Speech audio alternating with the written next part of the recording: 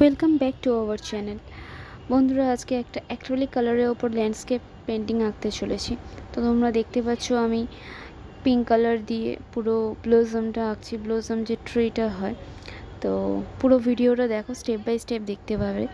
আর যদি ভিডিওটা ভালো লেগে থাকে তাহলে প্লিজ একটা সাবস্ক্রাইব আর লাইকটা করে দিও আমার চ্যানেলটাকে, আরও নতুন নতুন ভিডিও পাওয়ার জন্য। Thank you.